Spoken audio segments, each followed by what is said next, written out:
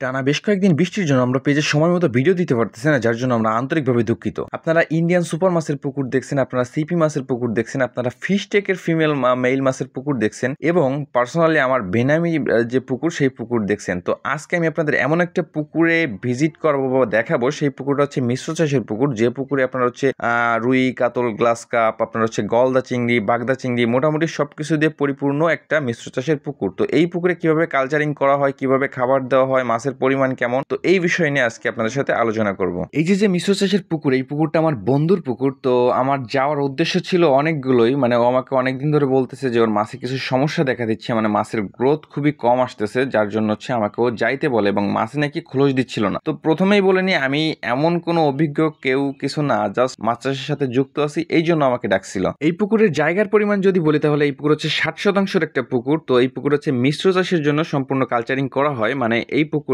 হচ্ছে আপনার 15,000 Indian super মাছ দেওয়া আছে এবং 300 পিসের মতো রুই মাছ দেওয়া আছে, প্লাস হচ্ছে অল্প কিছু পরিমাণে বাগদা দেওয়া আছে। এই পুকুরের খাবারের কথা যদি বলি তাহলে হচ্ছে সকালে 5 কেজি সয়াবিন দেওয়া হয় এবং রাত্রে হচ্ছে 10 কেজি ফিড দেওয়া হয়। এখন আমি আমার বাস্তব অভিজ্ঞতা থেকে যতটুকু বলতে পারি, এই পুকুরে প্রচুর পরিমাণে খাবারের ঘাটতি আছে। কারণ এক হচ্ছে জায়গার তুলনায় মাছের ঘনত্ব বেশি, দ্বিতীয়ত হচ্ছে খাবারের পরিমাণটা অনেক অংশে কম। এখন অনেকে বলতে পারেন যে আপনি কিভাবে বুঝলেন এই পুকুরে খাবারের ঘাটতি আছে। তো ভাই, আমি আমার মাছ চাষের অভিজ্ঞতা থেকে এইটুকু বলতে পারি, মানে এইখানে যে জায়গার তুলনায় মাছের ঘনত্ব অনেক বেশি।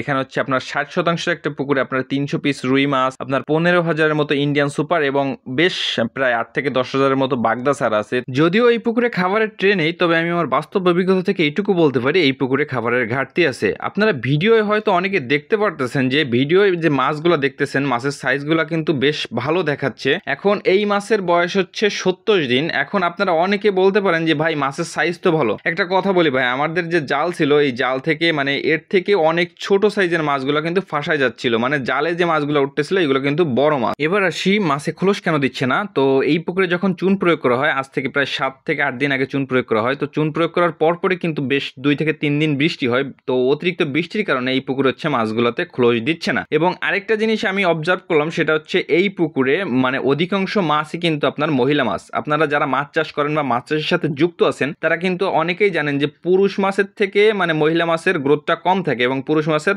গ্রোথটা কিন্তু বেশি থাকে। সেটা হয়তো আপনারা যারা আমার ফিশ টেকের ভিডিও দেখছেন বা আমার সিপি প্রজেক্টের ভিডিও দেখছেন তারা হয়তো বুঝতে পারবেন এই বিষয়টা, যে আপনার মহিলা মাছের থেকে পুরুষ মাছের গ্রোথটা বেশি থাকে। এখন করণীয় কি? করণীয় এই পুকুরে আবহাওয়া ভালো দেখে আবার নতুন করে চুন প্রয়োগ করা এবং যদি সম্ভব হয় খাবারের ট্রে ব্যবহার করে আস্তে আস্তে খাবারের প্রয়োগের মাত্রা বাড়ানো। এবং সব থেকে ভালো হয় যদি এই পুকুর থেকে সাদা মাছ কাটাই করে অন্য কোথাও নিয়ে যাওয়া যায়, তাহলে কিন্তু মাছের রেজাল্ট বা গ্রোথটা কিন্তু ভালো আসবে। তো যাই হোক, কোথাও কোনো ভুল হলে ক্ষমা করে দিবেন ছোট ভাই হিসেবে, এবং সেই ভুলগুলো আপনারাই সমাধান করে দেওয়ার চেষ্টা করবেন। সবাই ভালো থাকবেন, সুস্থ থাকবেন, দেখা হবে নতুন কোনো ভিডিওতে।